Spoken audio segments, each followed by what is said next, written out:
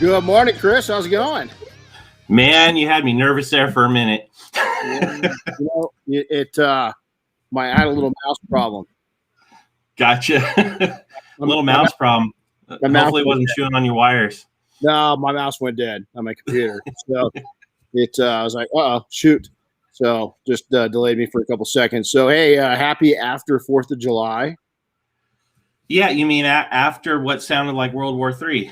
Yeah, we had, Big Bear's got a big fireworks show, and I think this year they went to the next level on it because they didn't have it last year, So I think they really took it up a notch. So it freaked our dogs out just a little bit. Yeah, no, mine was I have my two dogs. One of them does just great.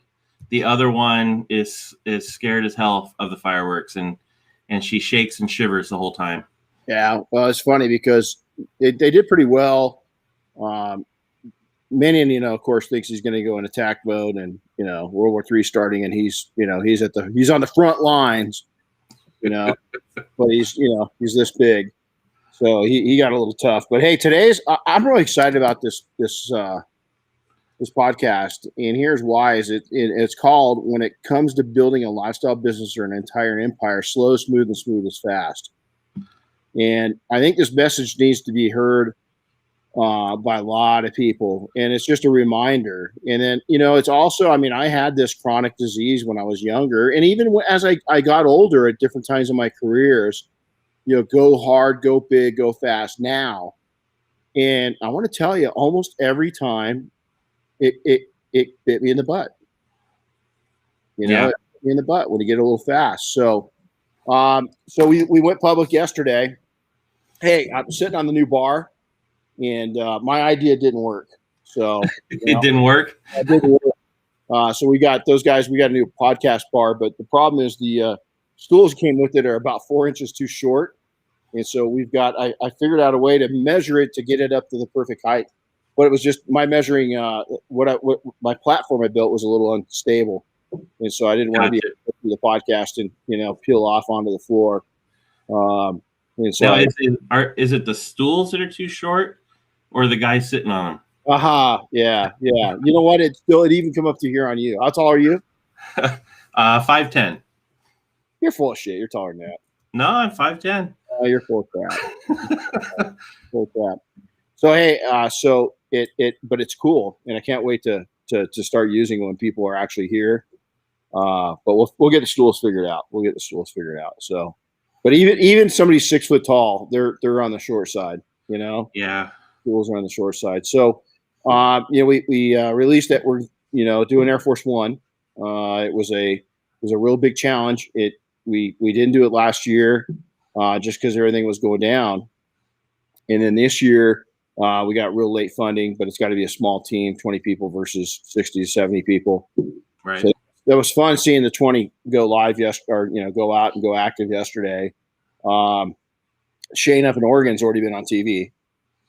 Yeah, and we're working on something with Chris Lee in Oregon as well. Yeah.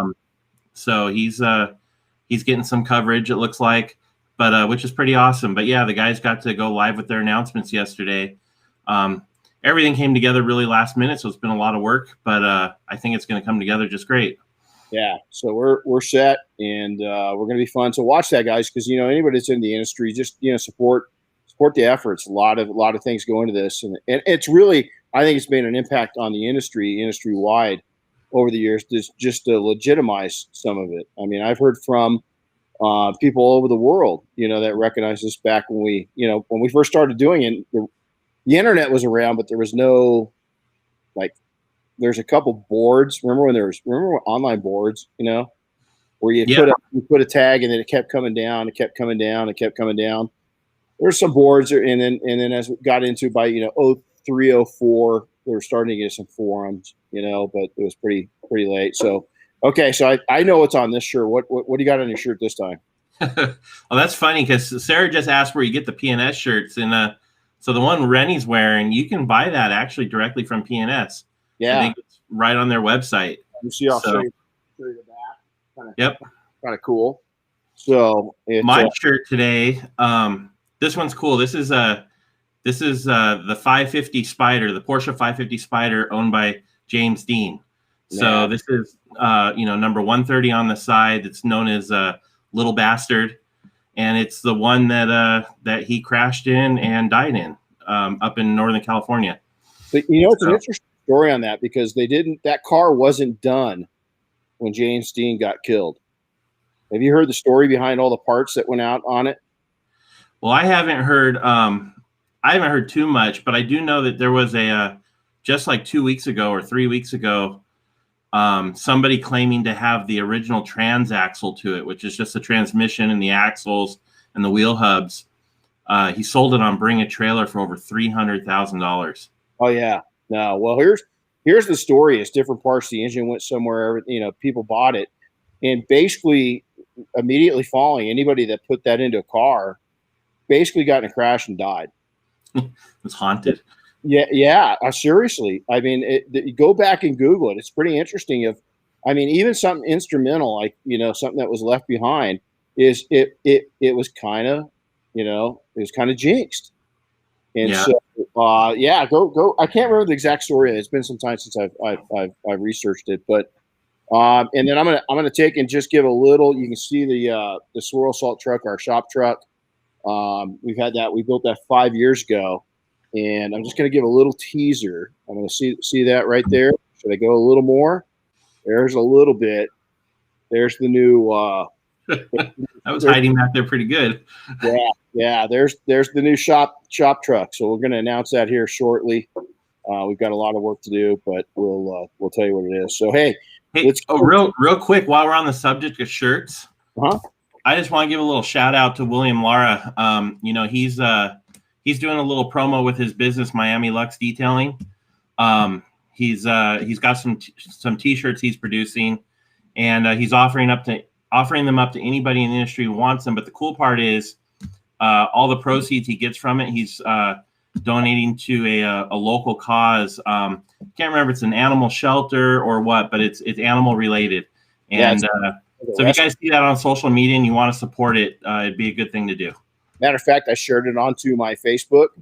So if you want to go over and do that, at the end of the show today, I'll go ahead and share it now since we're talking about it. For every 5 that you guys buy, we'll buy 1. And so if you guys buy 50, we want you to buy 100. But we're going to go in there and we want to take and help him raise. It's for a good cause. It's great. So many of us are animal lovers, right? I think this is a great thing that William's doing, and we want to support it. And so get in there. It's a cool looking shirt too. And guys, he's taken out is the cost of the shirt and giving basically the cost of the shirt. It's double. So he's matching that as a giveaway to the rescue. So it's pretty cool. It's pretty cool. So hey, so at some point today, I'm gonna share some pillars at some point during this talk, just depending on where we're at. This one's gonna go a little long. This is a really important message, but I'm gonna share some pillars that we put into action in all of our businesses. And really, it's been for I learned this at a really young age. And so we're going to share those at some point. So I really want you to pay attention. If you're a note taker, this would be a great time to take mental notes. Get your cell phone out if you're working and listening to this, and just jot down some notes, mind map this out. So, first off, when I started my journey, I was called so many things, and really, I've had 3 times in my life where I was launching. When I was a kid, I got teased because, all the other kids are going and doing things and going to the movies and playing and stuff like that. And at an early age, here I am out, washing and detailing planes. And I didn't do just that. I had I did lawns. I did anything. I pulled weeds. I watered trees. I cleaned up this grocery store. We had a little strip mall, and I did all the cleanup on that. And so there's a lot of things I did at a young age. But here are some of the things that I want to see if you guys can relate to, is that, and I want to recognize this because I want you to take and be able to compartmentalize when people say this to you. And namely, it's a lot of friends and family that'll do it. But I heard a lot that, hey man, you're a dreamer, you're a dreamer. Go get a real job. Don't stop wasting your time. This is never going to happen. Why would you do that? Why would you be interested in even doing that for a living? Come on, man. These businesses, these type of small businesses don't go anywhere. The failure rate is 90%. You'll never make money at doing what you're doing. It's below you. That one used to piss me off. It's below you. I got called a loser a lot, that I was never going to make it. And this is the one that cracked me up, is that your ego is big and you can't accomplish these things. You think too highly of yourself, and it's not possible. And then this one I heard a lot: you will fail.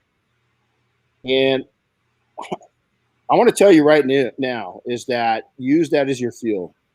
And if you've got people telling you that, immediately I stopped hanging out with those people. Even if it was family, I didn't move them out of my life. I didn't relocate the people in my life. But what I did do is I didn't talk business with them anymore. I let them watch me with their own eyes, and my success was my proof. That's all I needed. I didn't rub it in their face. I didn't say I told you so. And I continue to, because there's people maybe right now that are going to listen to this that never believed I could or would. And at times, honestly, I didn't believe I would or I could. But I kept pushing through. And so I want you to, if you're hearing those things right now, get them out of your mind and use them as fuel. Use them as a positive. When I hear these things and I hear other people tell me that, is that, you know what, you can't defend it, because most people are jealous in reality of what you're about ready to do, or you're doing, or you've done. Now, the other thing is that don't wait for wealth. That's one of the biggest mistakes I made, was waiting for the wealth to happen. Wealth starts the second that you make a buck. And how wealth starts at the second you make a buck is how frugal you are, is how wise you are with your money and what you're doing with your money. Let me qualify this. I'm not a get rich quick person. Don't believe in it. Never have. Never will be. Do people do it? Yeah. I'm a big fan of multi-level marketing. I think it's amazing how people have started these companies and are successful at it. But I was never cut out to do it, but I studied it a lot. But I've never been a get rich quick person. So if you're here to get pumped up on me telling somebody that how to go out and do it very quickly, I'm not that recipe. I don't have that recipe in me. That's somebody else sitting in the right seat at a tech company, and it's not me. If you want to learn how to use your hands and your mind, I'm that guy. I'm sure there's some exceptions to it, but it does seem like when you watch people out there in the world that get rich quick, they also tend to be the ones that get poor quick. Well, I'll tell you, and I cover that too, Chris, and it's exactly true. They do a lot of things quick, and there's people that, I remember a guy rubbing it in our face. We were detailing all of this stuff, man. This guy was sitting back when the tech industry blew up, late 90s, early 2000s.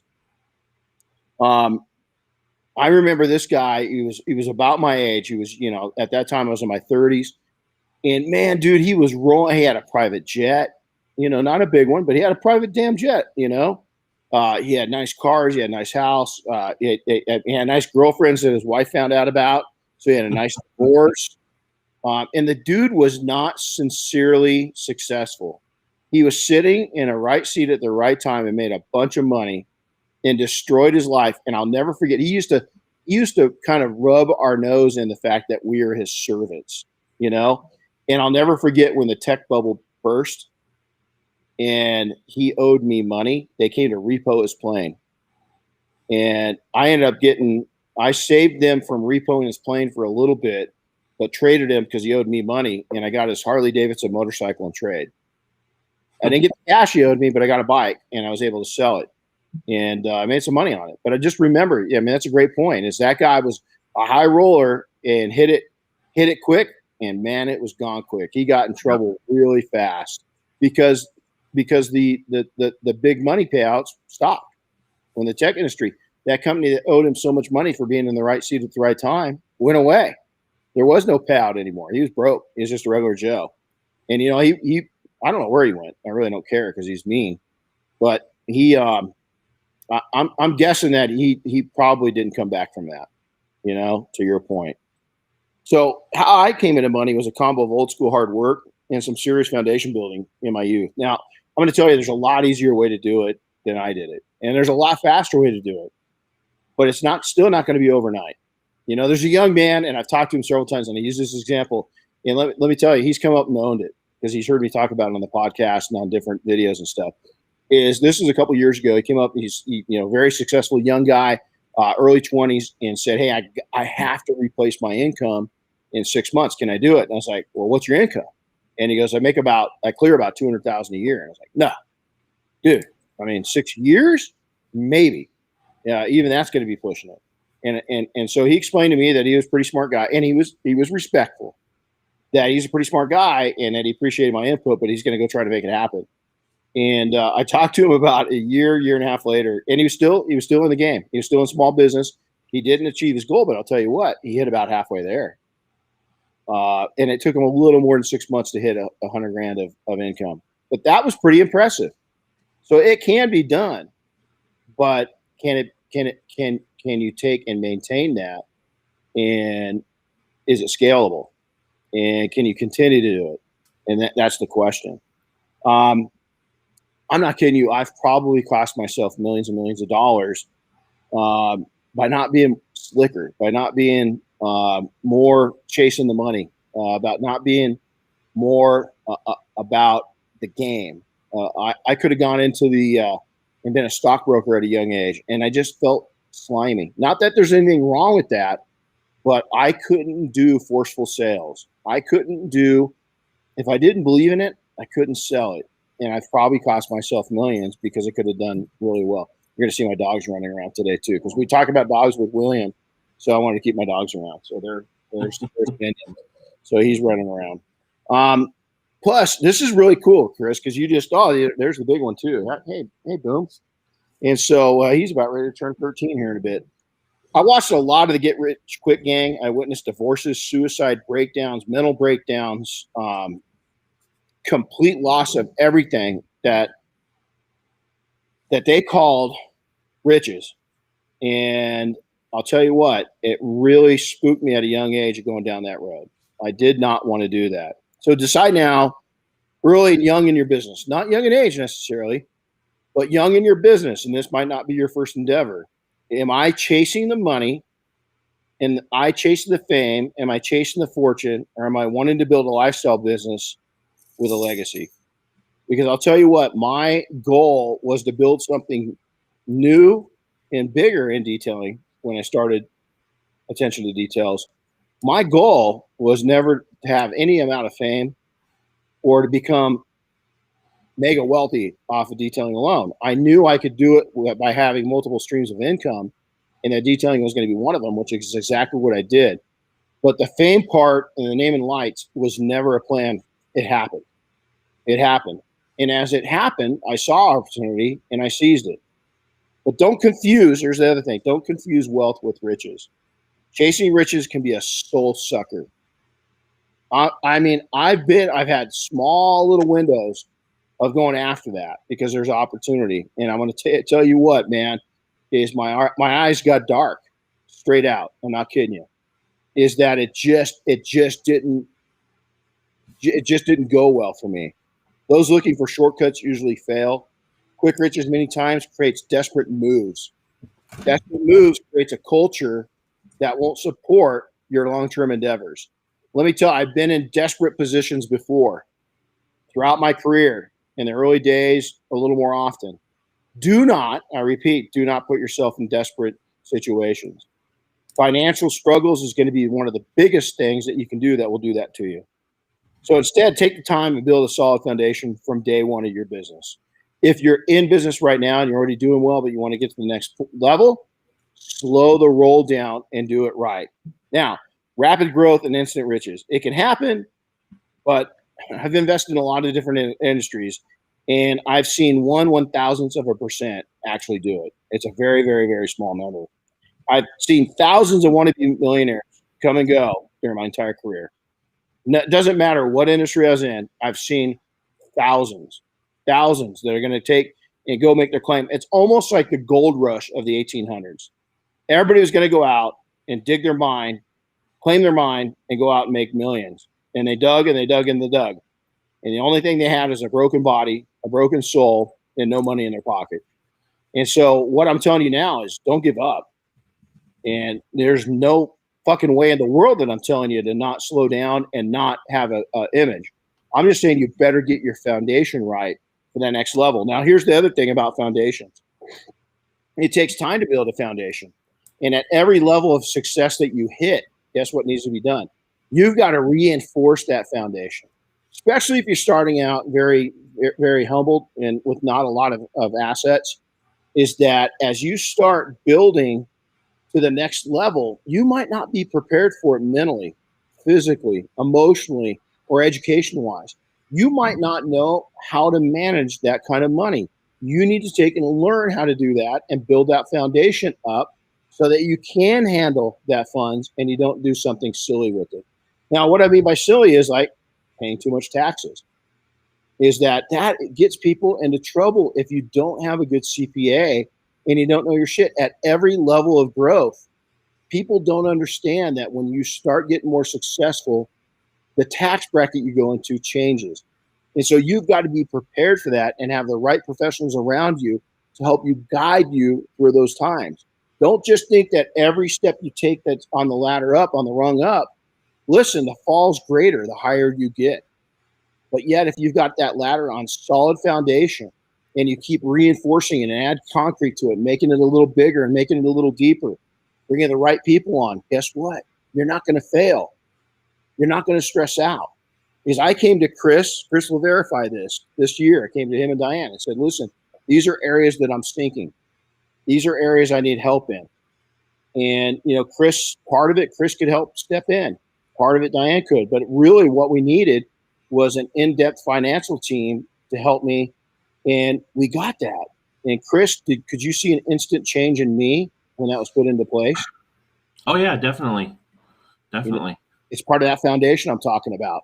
So what we did is we went out and we had been using the same CPA for a number of years. And I think he was a little stale, nothing wrong with him, great CPA. But we went out and found a accounting and CPA firm that put everything on the screen of my phone. So at any time during the day, I can go in and look at my finances. It's updated a couple times a week. And I get a monthly report. I get it every 2 weeks. I get a little kind of snapshot of what it's going to look like at the end of the month. It tells me exactly where I should kind of be leery at. They ask me questions. Hey man, last month your expenses went up by X amount. What did you do? So we understand, and what was your mindset when you did that? Okay. Is again, we'll take and we'll give a little, look at that, just a little bit. See it right there. Boom. How many times did I tell you, Chris? Only if the CPA approves it. And we checked in right before we pulled the trigger on that to make sure that the Trump tax advantages that President Trump had put into place hadn't been canceled out yet, so that we make sure to qualify. I didn't want to do something without having I thought of it very professional. I thought of it as how rich people, how wealthy people think of things. And that's what I talk to my financial professionals before I make moves. So now decide again, what kind of business are you going to do? And I know a lot of you, you're young, you're aggressive. That's okay. Be young and aggressive. Go after it hard. But don't forget to live a life and put a smile on your face and put a smile on the face of people around you constantly. The other thing is that don't just take and chase wealth, chase mental wealth, chase physical wealth, chase happiness. All that's part of being wealthy. Rich is the easy part. Being healthy and happy and wealthy is the other part. So now let's chasing riches can be a soul sucker. Let's go back into that. Looking for shortcuts usually fail. Quick riches many times creates desperate moves and a bad culture. Man, I'll tell you what, I'm so guilty of that through the years, especially in my young years. Not very much as I got more mature. I'm going to say from 40 on. When I hit 40, I seemed to really calm down, Now I look at myself even at 50. 5 years later, I've really calmed down from 5 years ago, and really got into a slide. And the reason why is I don't put myself into uncomfortable positions. I've learned that once those spidery senses go off and the hair on the back of your neck comes up, you know when you shouldn't put yourself in the positions, and I don't do it anymore. So instead, take the time, build that foundation. Now, rapid growth. Let's go back over that. Now, wannabes. Listen, I was a wannabe millionaire. I thought I was going to be, when I sold my first company, I thought, oh, man, I'll be a millionaire in 4 or 5 years. At the age of 20, by my mid-20s, done. I went out and chased it, tried to make it happen, and thank God, within about 8 or 9 months, I went, okay, this is going to be a little harder than what I think. And it's going to take me a little longer than what I think. And I need to slow roll because right now I don't have a life. And I'm hating life and I'm stressed out and I'm too young to do that. It doesn't, listen, stress and worry, it's not worth it, guys. I don't care what age you're at. Everybody says, oh, go out. And all these gurus, man, go out while everybody's else, man, 16, 18 hours a day, I'm hustling. That will only last you so long before you go through a major burnout. Yep. A major burnout. It's only going to last you so long, guys. And I'm telling you right now, you're no different. And I'm going to go over that here in a second. Now, Chris, we've seen people literally burst at the seams going at business the wrong way. Both of us have faced many of the items below that we're going to mention right now and have firsthand knowledge of this. So some of you are going to say, yeah, Renny, you're weak.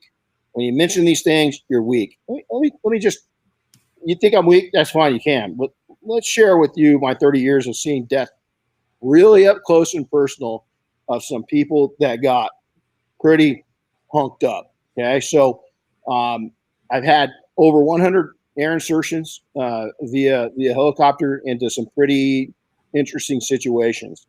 I've been on 100 missing aircraft search operations. I've leaped out of perfectly good aircraft into some pretty tough spots.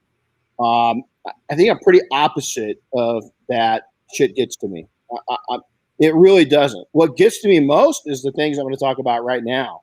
Now, some of the unattractive results of overwork and trying to build it instantly. Stress. It's going to kill you. It's going to affect you. Probably a major reason why my thyroid completely grenaded. Depression. I'm going to tell you right now is that I faced in at different pockets starting as early as 2001. And then again, I got it kind of straightened out. But by 2008, I was really 2007. I was going down a rat hole into a rabbit hole to rabbit hole to rabbit hole, trying to get myself out of the funk. And all I kept doing was digging deeper. And the depression. Well, the depression is directly related to the stress, and the stress comes from a number of different sources in business. It does. For me, the financial side of it was, and not that we weren't doing good. It was just the opposite. It was out of control. I didn't build the foundation. I was like standing, instead of building a nice big island to stand on for my financials, I was still on the same little tiny brick that I'd built 20 years before that. And the brick couldn't hold the tension and couldn't hold all of our needs. And I was still looking at the financial side like I did of a tiny company. We weren't a tiny company anymore. And so I went into stress, depression. I didn't like where I was. I didn't like that. There was just so many things. And here I was, big, 36 employees. I just sold another company for $750,000. What's wrong? Everybody's going, wow, what's wrong with you? You know what? I'd overstressed myself out. I'd worked too much. I'd worked too hard. And my interest had swallowed down to where it was a funnel with barely anything getting back. And what happened was that oxygen line coming back up to me was completely cut off. Relationship issues is I could have destroyed everything. My wife, my relationship with my kids, my mom, everything, friends, and it was tough. And what I kept trying to do is put everybody first and not tell people the truth. I was going through extreme burnout, and I'm going to tell you right now, I came very close to having a complete breakdown. So much to the thought pattern, I was so defeated that I was actually contemplating suicide. And here I was, at looking back when I was young, I'd gotten everything I wanted. but I built it on a tiny little foundation, and I just outsourced and out-resourced the foundation to where I couldn't control it anymore. So let's talk about the slow, precise, and smooth options instead. New, experienced, or seasoned, never stop making yourself better equipped for business and success and wealth. I don't care where you're at in your business. I'm going to repeat that. I don't care if you're new. I don't care if you're expanding. I don't care if you're seasoned. Is that you have constantly got to take and improve everything around you. You can't just keep it as business as usual. You've got to move ahead. You've got to get smarter. You've got to get more dedicated. You've got to be able to see things out of 360 degrees out of your head. You've got to get out of your head. You've got to be able to get way above things and take a look. And you need to be open-minded enough that you don't know it all. You've got to take and go back to the very early stages. And we do this in our businesses quite constant as we dream, vision, plan, and execute. Is when you dream, sometimes your dream can become a little bit of a nightmare because you were very successful. I often say that when I met Bob and Dave Phillips 10 years ago, and then almost 6 years ago when we joined forces, and then 5 years ago when Double Black launched, is that, Dave and Bob both wanted to take and grow P&S. We were very successful at that, but in the meantime, we destroyed their lifestyle. Is we built this company that had been doing very well into the company that was doing exceptionally well, and it stressed us all out a little bit.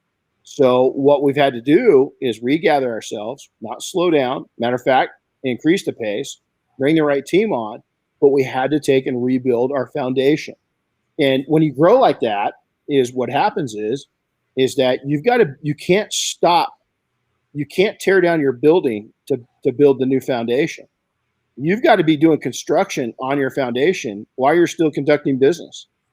And so you've got to bring in the right people to the positions and the right systems and processes from people that know it. And then you got to, at all costs, and this, I'll tell you, we went on a meeting last week, and one of the things I really talked about was protecting our culture and how important it is. Your culture and your personality is most likely what won people over. We're going to talk about that in a second too. And if your personality and your own personal culture changes a little bit, that could take and deactivate a whole lot within your business operation and within your success. So I read 10 to 20 books a year. Audible books have made it a lot easier. And so you've got to take and continually educate yourself and make yourself a wiser person. The other thing is turn off the damn TV and media. I want to tell you right now, and it's not doing you, especially at this juncture in our history, it ain't doing you any good. And if you find yourself getting caught in it, turn it off. I took a 4-month hiatus from Facebook. I just had enough, and I just disappeared. And now what I did is I just learned, I hate to say it, I don't look around at Facebook. I post to let people know I'm alive, but Facebook is just, it's gotten, I don't know. If I said it's gotten better, would that be a right term or no? I actually was thinking about that the other day. My feed has gotten better. Mm-hmm. I don't know if I've managed it better or if the people in it are just, realizing the same thing. But I'm seeing a lot less garbage than I used to. Yeah, and I think that's it. Is I'm seeing a lot of more cool like business stuff that I enjoy, happy stuff, and so it's made me want to engage it a little more again. And so, maybe it's just me not accepting the BS, right? Or maybe everybody's at the same juncture, and coming down to it. Reinforcing your foundations is a must again and again and again. Study people. Of everything that I've ever done, is that you need to learn the personality traits of different people and how to deal with them. There's a time is that I used to be a lot more hot-headed than I am now. Yesterday I kind of lost it. We have a company that we've done business with forever. Matter of fact, I won't name their name just because I don't want them to throw a fit because they're big, but they deliver water to our facility, drinking water. And the dude, their delivery system, the water cooler had broken and it was down, and I had to clean up a mess. No big deal. I didn't care. So when he came, I asked him if he could drop it off in the front, and he goes, "Well, no, I can't go 5 feet away from my truck. I got cameras on it." And I said, "Well, can you just drop it? I mean, I'm not asking to just drop it at the front door of the shop." No, I'm going to drop it right here. And he basically refused, just out of pure laziness. And so I told him to pick his shit up and take it and shove it up his bunghole. After he just unloaded a whole bunch of water, I was like, "Hey, if you're going to be that way, I don't want it. There's other sources. I'm not going to take mediocre service. I would never offer that level of service, nor am I going to accept it." And so by the other means, we just had some work done. One of the things in our house, we bought this. We love our property, right? Chris, we had the suckiest closet. We're talking about that. So we had a new closet line because, and oh my God, it turned out awesome. Those guys were here until 8:30 last night. And man, we tipped them. We gave them water. We gave them munchies. They were sweethearts. They did a great job. I couldn't even tell. Matter of fact, the closet was cleaner when they left than it was when they got there. That is outstanding service. That is outstanding way to take care of business. They were the employees. And so today, guess what I'm going to do? The other company, I called, still haven't heard back from them. Put a complaint in. When I called them yesterday, I wanted to talk to a representative. Due to COVID, there's a lesson to be learned here. We are experiencing a higher level of calls, and your wait, and then it comes on, it says automated, 3 hours and 15 minutes. I was like, yeah, I'm not sitting on the damn phone for 3 hours and 15 minutes. So we sent an email. Still haven't heard anything. This company, they're responsive. They're awesome. Guess what I'm going to do today? I'm going to call these guys, find out who their supervisor is, and tell them how badass their staff did. There you go. That's the way it should be. So we got one question. I do, and I know a few people out in podcast land there. How many black shirts did you count coming out of that closet remodel? Shit, man. So you saw that. I'll go I'm going to guess it was about 100.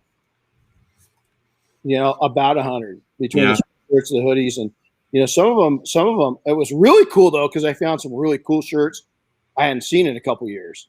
And when we moved in here, my mom was just getting sick, so I want to say maybe there's some shirts in there that I hadn't seen in a while. Some really cool industry shirts, that I'm going to pull out of the out of the stack and start wearing again, get them into rotation. It was pretty awesome. So those that don't know, is I put a story up yesterday, and it just says, man, I got a lot. My whole bed was covered in black shirts and hoodies. It was a lot.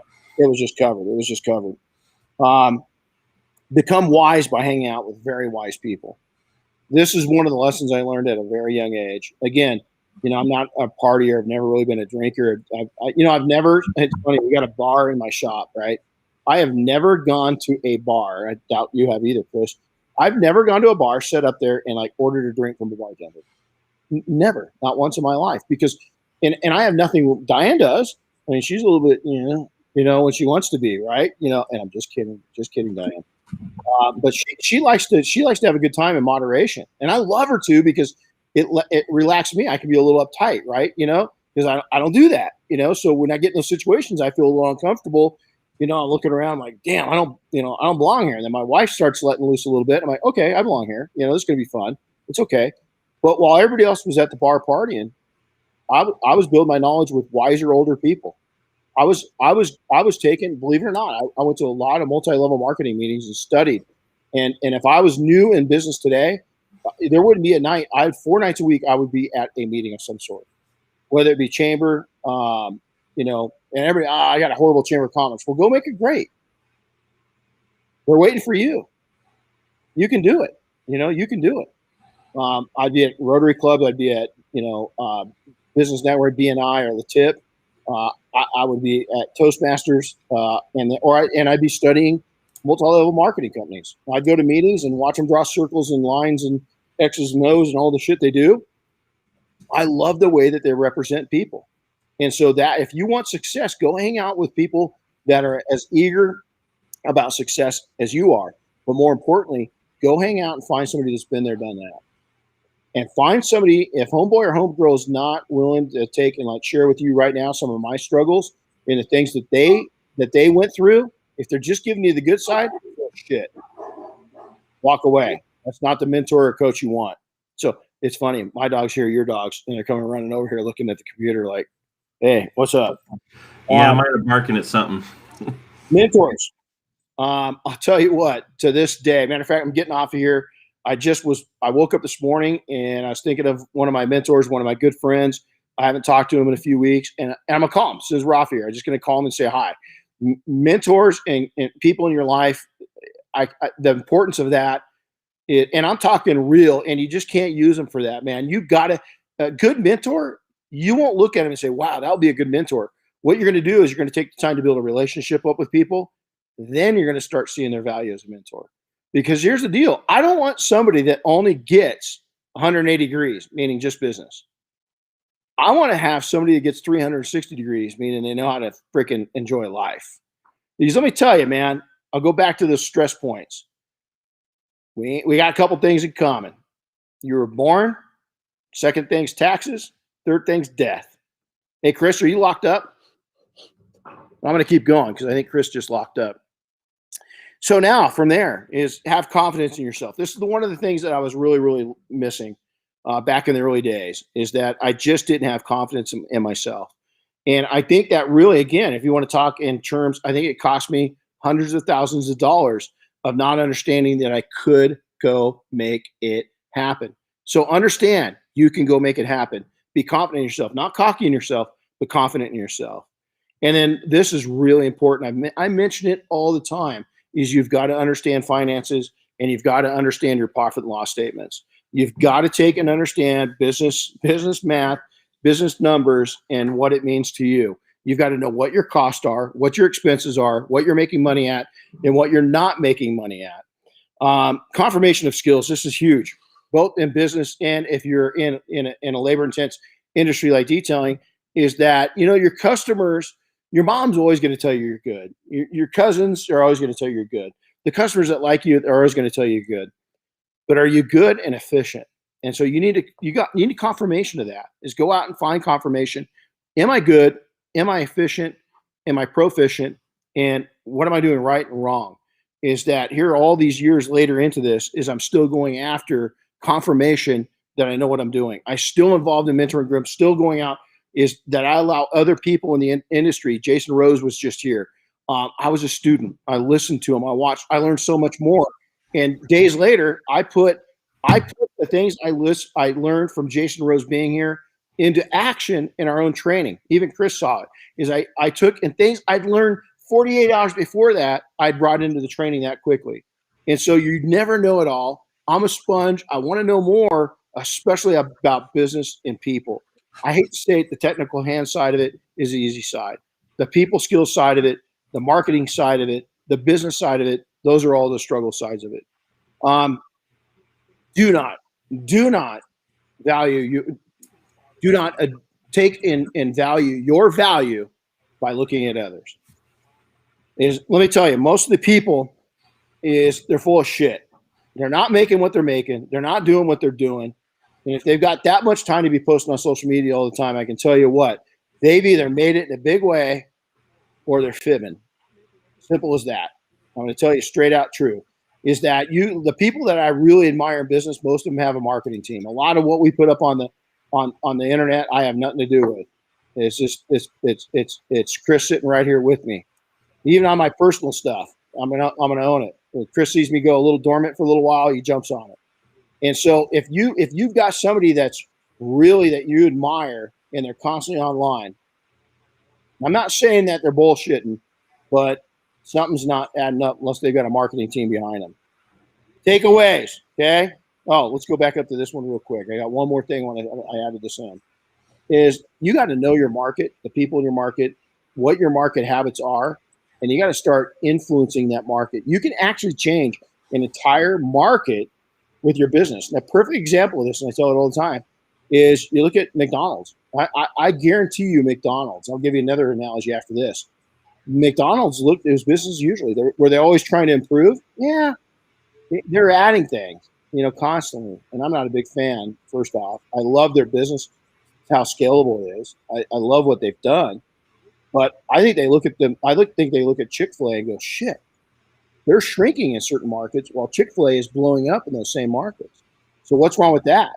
Another one is the largest. Hey, Chris, largest. What what are probably, I don't know, 70% of the world order from right now? What's a primary source for almost anything you need? You mean Amazon? Oh yeah, that little company. Let me tell you a company that was even, I mean, dollar wise wasn't bigger, but was just as powerful over 100 years ago. Sears. Basically, Amazon is an online catalog company. When Amazon popped up, what Sears should have done is said, hold on, time to reinvent ourselves. We're going to take that 1887 catalog, we're going to bring it up to 2007 standards, and we ain't going to let these people in. We're going to take over that market. Sears is gone. Yeah. Not only did they not do that, they didn't even bother reinvesting into their brick and mortar stores. No, they're gone. I mean, they just you saw a new entity that understood technology and then created a program that would guarantee shipping, which is complete horseshit now. I don't know why any of us have a Prime account. I mean, there's very little we can get by Prime up here anymore.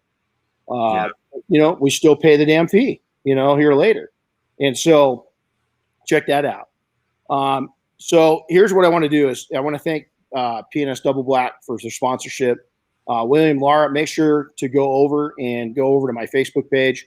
William's post is run on my personal one. We'll make sure to put it over on the Detailing Success too. Yep. And make sure to get it up there. Pillars, guys, I want you to take and really listen to this, okay? These are the things, and I preach this in trainings. I preach this wherever I go. 3 things you're going to concentrate on. Relationships is number 1. Is you want to take and treat every relationship like gold because it is. Within that relationship, you want to take and learn you got to be a chameleon. You've got to be able to fit into any environment that you walk into. I wasn't born with money, didn't understand money. Matter of fact, the first time that I went to a really nice restaurant, I went with my girlfriend, and they went to it was called Cast and Cleaver. It was kind of, I don't even know how to explain Cast and Cleaver, kind of a fancy Denny's maybe. And they had a salad bar, and I'd never seen a salad bar before. 16. And so my girlfriend's walking me through their family. I'm totally out of place because I've never been anywhere this nice before. And there's bread there, and there's bread, but how the hell do you cut it? You got to cut it yourself. So she explains that you have to take the towel, put the towel over, and then cut the bread. That way you don't touch, the bread with your hand. I was like, okay, that's cool. So I'm looking around. I'm nervous as can be. I lay the towel down on it. I go to crank through to cook my bread and cut right through my finger. Blood all over the place. It was, shut down the salad bar. It was horrible. That was my, I was like, well, there goes that one. They're never taking this kid from the other side of the tracks anywhere again. But at that point, I started being able to read people. I had to start fitting in with a different part of society that I was not used to being around, nor were they used to being around me. So number 1, those relationships is huge. Number 2 is I don't care what it comes down to in business. It starts with relationships. It goes to you. You've got to take and work on you. You've got to constantly improve yourself. And then lastly, number 3 is everything in marketing is about you and relationships. So 1, relationships, 2, you, final 1, 3 is marketing. Every time that you go in and you have an opportunity to market yourself, you're going to market yourself. But you've got to learn how to do it in a classy, positive, I like the soft touch. I've always called it a soft touch approach to marketing. I've never been an in-your-face marketer, desperate. I always wanted to make people feel like I gave them good information to make a buying decision. I did great follow-up and so forth, but I never pushed. I was never a heavy closer. I was a soft closer. What I mean by that is that when I talk to people, is I'd say, so, hey, what are you thinking? I've got, next Tuesday available on my schedule. That was as hard a close I ever did. And I really believe in that. So again, really concentrate on those relationships, concentrate on you, and make it all about marketing. So with that, go over to support William and his effort with animals. It's a pretty cool thing. Really excited. So, hey, as always, make sure that you hit the like button, subscribe to us, share it. If you've gotten something out of this, is we'd love to have you share it with on your feed and so forth. Let us know of anything else topic-wise that you'd like to hear about, and make sure to watch. We've got some news coming up, and again, I'll take in just a little bit, the teaser there of what's going on there. So, all right, guys. Hey, Chris, have a good day. We'll see you. We'll see you Sunday. And boy, we got a busy week next week, huh? Sure do. It'll be fun though. It's going to be fun. We're going to do some really fun marketing up there too, and reach out. So. All right, guys. Hey, happy detailing, everybody. God bless. We'll talk to you soon. Take care.